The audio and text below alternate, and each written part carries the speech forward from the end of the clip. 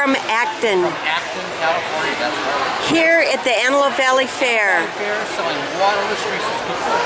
And I cook fried chicken, fried potato, baked potato and yams on the same pan at the same time in 15 minutes cooking time with no grease, oil, lard, fat, or butter.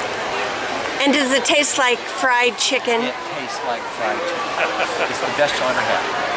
Right. I make all the vegetables with no water at low temperature. Keeps all the flavor, texture, and nutrition in your vegetables. Don't take any of your nutrition out of your vegetables by cooking this way. Fabulous method. How great. Well, they're gorgeous. Here we are.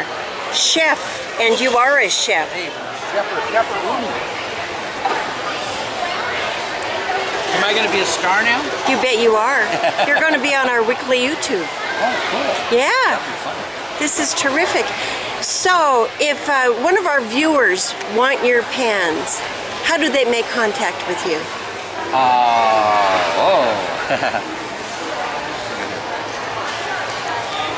We only sell the cookware at home dinner party or shows like this. This cookware is so different. It really requires someone demonstrate to you, show you, see how it works. Okay. So that's the only way. I'm available you can contact me on my website or on my cell phone number. Should I read that off? Sure. It's 661 Okay. 816 Okay. 6067. Okay. And if you call, I'm always doing shows, so you have to leave a message and I will get back to you. Okay, perfect. But, yes, and I do home dinner parties also, which are kind of fun. We have a little wine, cook a little dinner for you, and have a great meal. Okay. A healthy meal. This is a truly healthy way to cook. Terrific, terrific. Okay, and here we have a display of what actually, there's 7 layers. 7 layers of metal in every pan. Okay. The best thing you cook on is surgical stainless steel because nothing sticks to it. Okay. Nothing will come off it and go into your food. Okay. But stainless steel by itself is not a great heat conductor. So what we do is we take aluminum and aluminum alloy, which are horrible to cook on, but we seal them inside. We also seal a layer of magnetic steel, like your cast iron. Okay. So you've got a great heat conductor, and safe, clean cooking surfaces. 7 layers on the bottom and on the side. Okay. Any cookware manufacturer will put a heavy layer on the bottom and thin layers on the side.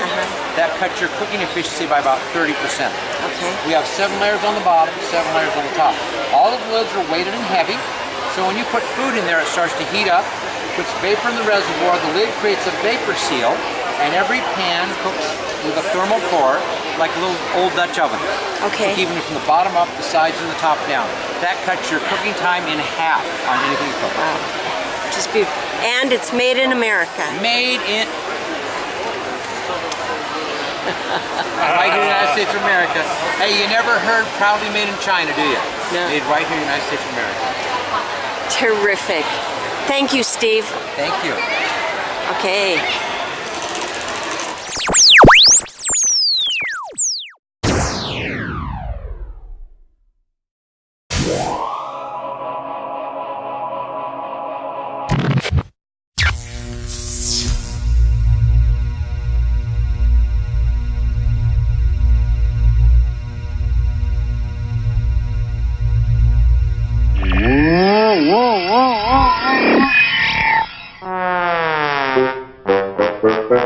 And now, the history of electricity. Here's Dr. Textbook. Hello. Maybe you think that 1 or 2 people discovered electricity. Well, actually, electricity is all around us. It occurs in nature. Oh! Ah! Very funny. An electric buzzer. Now, you probably heard some story about Ben Franklin flying his kite. Well, don't believe for 1 second that Mr. Franklin was standing out in a wet field with lightning raging about him, holding onto a brass key. No, he actually was standing in the distance, observing the kite, taking notes, and what he found out was that lightning is actually an electrical spark. Now, on to Alessandro Volta. Mr. Volta was the first man to build a battery, and he did this by taking small plates of copper and zinc and putting moist pieces of paper in between it. So, as an ode to Volta, I will take this 9-volt battery and stick it on my moist tongue. Not a very good idea. Well, Thomas Edison built a generator to make electrical current, but it actually was a man called Nikola Tesla who found out that by alternating the electrons in an electrical circuit was a better way to produce electricity, and this we call alternating current. And the first place this occurred was in Niagara Falls. Wait, there's more to learn! This has been the history of electricity. Hi, I'm Joanne Wilmot, the New York Power Authority's Regional Manager for Community Relations here in Western New York. The Niagara Power Project is the result of cooperation between the United States and Canada. As a matter of fact, the Canadian power plants are located directly across the river from ours. Both the United States and Canada have shared the waters of the Niagara River for many years, and both countries are firmly committed to preserving the beauty of Niagara Falls. And did you know that when the Niagara Project produced its first power back in 1961, it was the largest hydroelectric power plant in the Western world at that time? Today, it's still New York State's largest electricity generator, and here we have the capability to generate 2,400,000 kilowatts of electricity. That's enough to light 24 million 100-watt light bulbs at any one time.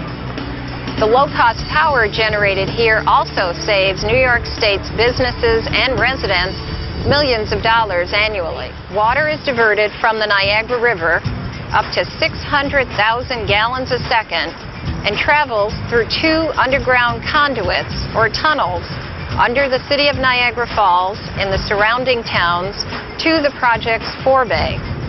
From there, water flowing through the Robert Moses plant spins the turbines that power the generators, converting mechanical energy into electrical energy. At night, when electricity demand is low, the Lewiston units operate as pumps, carrying water from the forebay up to the plant's reservoir. Then, during the day, when electricity use increases, the Lewiston pumps reverse direction and become turbine generators, similar to those at the Robert Moses plant. The water then flows back into the forebay and is used again at the Robert Moses plant. Well, here at a hydroelectric project, we use water as our fuel. So hydroelectric power is one of the cleanest and environmentally friendly ways to produce electricity.